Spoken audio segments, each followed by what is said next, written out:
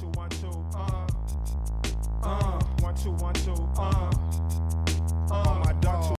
what's up, everybody? Thanks for joining us on our special hot take of Just Cause. We're going to be talking about the uprising, the rebellion that's been happening all across the United States over the past couple of days, starting out in Minneapolis. We've just seen a lot of inspiring images coming out of Minneapolis, coming out of Columbus. So we want to take a look at those. Oh, crap. Now I forgot to introduce Sean. Hey, you see how it feels, right? It's like, man, I'm talking about myself over here. What's up, y'all? Hey, listen, this shit has got me hot, man. I'm so tired of looking at these police do this shit, man. And the thing about it is, I'm like inspired by what I'm seeing from these people, man. So, you know, it's kind of like I'm mad, but at the same time, it's like, fuck, about time. You know what I'm saying? This is great, man. So, yeah, let's talk about it. Oh, yeah. In fact, let's look at the scene yesterday at the 3rd Precinct in Minneapolis. The people, I don't know if everybody's seen this. Hopefully you guys were all checking this out. I was glued to Twitter last night, actually, watching videos of shit popping off in Minneapolis. So this is the 3rd Precinct, which is the precinct where the cop was headquartered that killed Floyd. So this is just, protesters just took the precinct all night long. They were sort of like going back and forth between the precincts. So this is actually the police fleeing the police precinct with protesters in pursuit. It was a beautiful thing. Get your bitch ass out of here. Hell yeah. Yes. That's so great, man. Get the hell out of this motherfucker.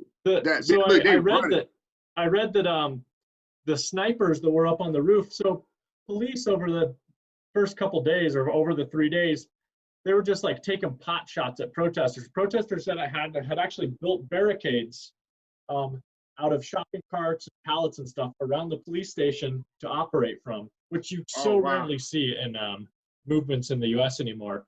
But the police were just taking pot shots at protesters down on the street. And those snipers that were up on the roof, they had to be taken out, you know, Saigon style off the roof of the police department. You better come get them. Yeah, man, that's great, man. I'm so glad, man. I'm so glad that those people did that, man. And like, guess what happened?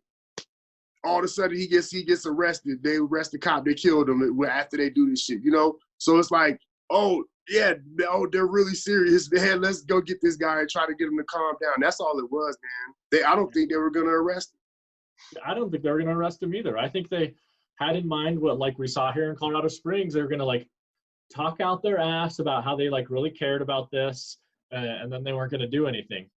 Right. Yeah. So yeah, I'm glad, man. So anyway, he got third degree murder, man. A charge with 3rd-degree murder. How you feel about that? Okay, now I got you. Yeah. Right, I had the video going, so I think that cut things out. Oh, okay. I was like, oh no. So anyway, yeah. So how do you feel about the 3rd-degree murder charge? Do you think that was the correct I mean, thing, it sounds like that wasn't, it's like 3rd-degree murder and manslaughter. I don't think that's like considering the callus that was on the dude's face. Yeah. You know, like he was just sitting there, just like, it seemed like he was just like with enjoying like a fucking smile on his face, just like lording the power over him. I mean, it's just, I don't think so. And all those other cops are just like, watching them, man. I can't wait. You know, that they said that the DA was on TV like there are going to be subsequent charges. They're just trying to figure out whatever. Man, good. That's great. But so we got to tear up every city to get that? You know what I mean? Like, it don't make any sense, man. Like, it should be happening every single time that these cops. And guess what? He wouldn't have done it.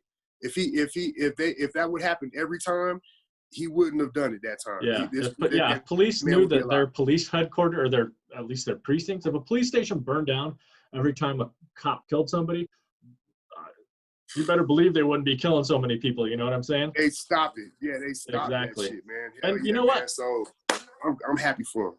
We weren't the only ones inspired. Shit started popping off all over the country yesterday. I mean, I don't know if you saw the videos from Denver.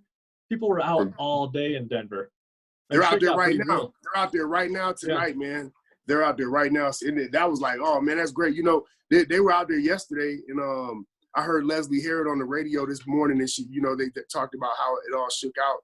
And, you know, it was kind of like, maybe it was like organizers really put something real together, and then there might have been some different agitators out there. We were talking about Antifa was sure enough probably there, and different groups and stuff like that. So, you know, anyway, man, I don't give a shit. I don't care who was there, whatever happened, good, bro, like good. Yeah. All of it is good shit, because there's like backpedaling, trying to figure it out. The police chief released his stupid ass press release earlier today that I saw that you shared it.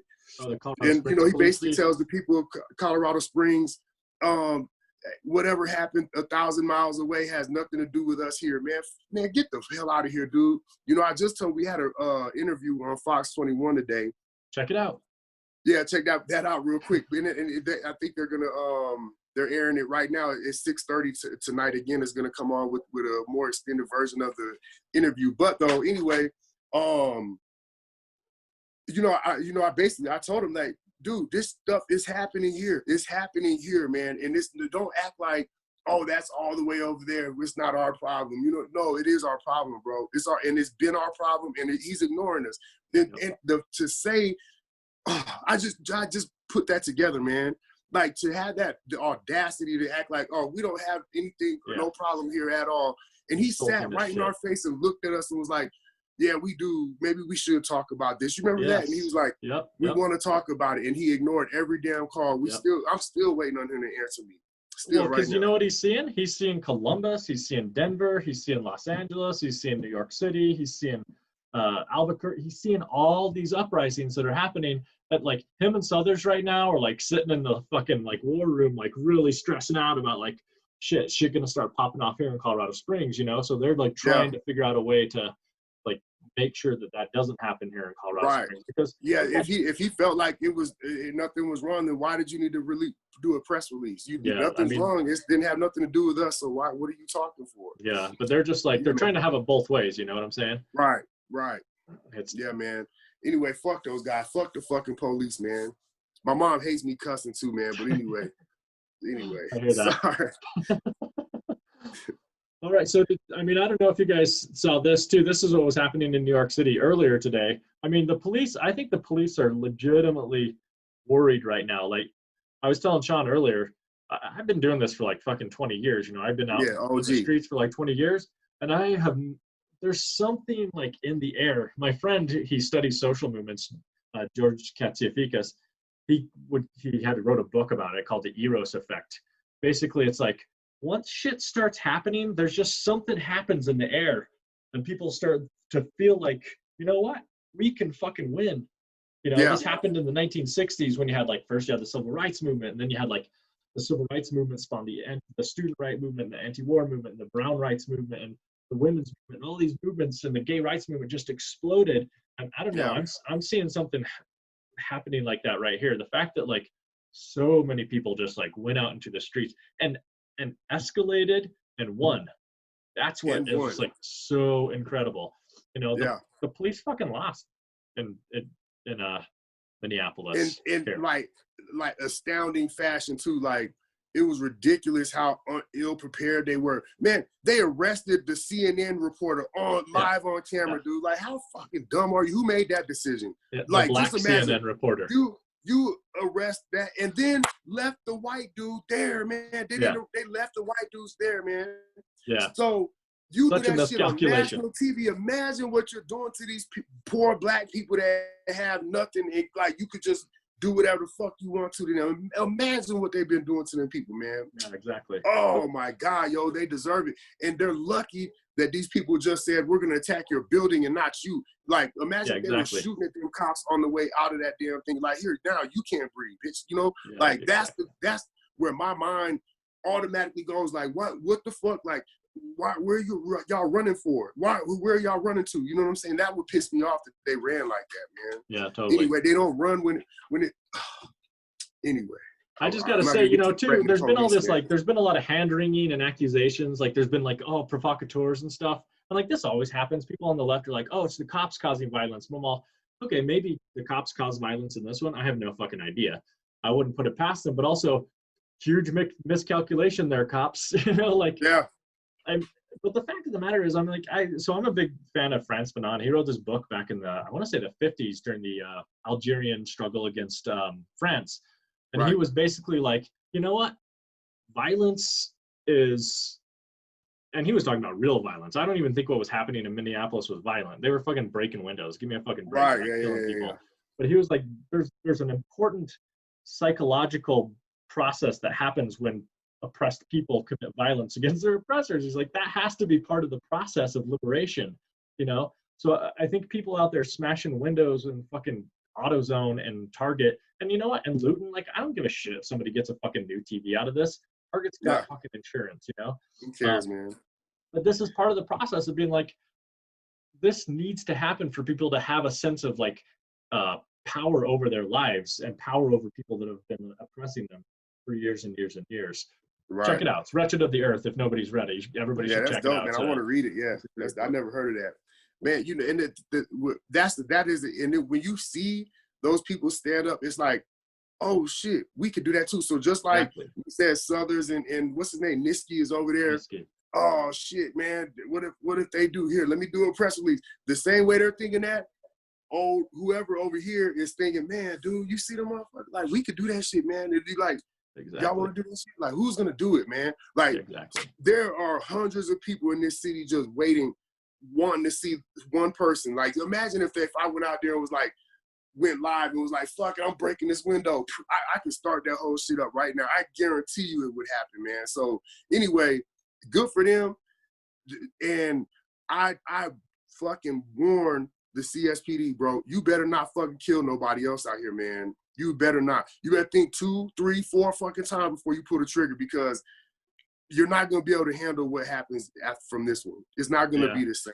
Yep. I mean, people were pissed off after Ahmaud Arbery, and it's just like there's been one after the other. People are like, you know what?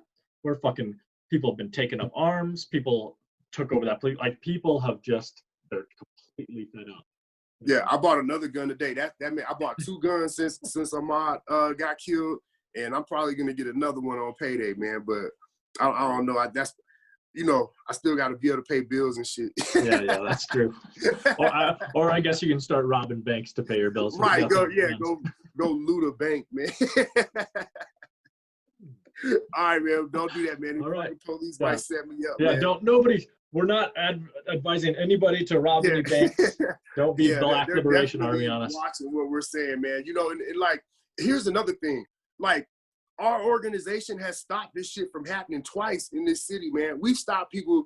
Man, you know, I don't know if should I tell the story about the Devon shit?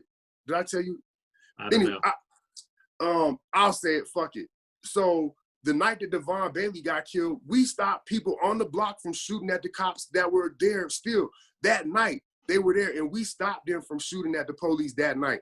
So, you know, like, we're not inciting violence. You'll never ever be able to get that from us. You know what I'm saying? But I'm gonna protect myself. I'm gonna protect these people around me too, and I'm not gonna let these police just kill us, man. They're inciting the violence. If it happens, the police will be the ones inciting the violence. The police incited violence when they started fucking killing people. Like, don't tell us the protest didn't turn violent. The violence was already there. Right. Yeah, you're damn right.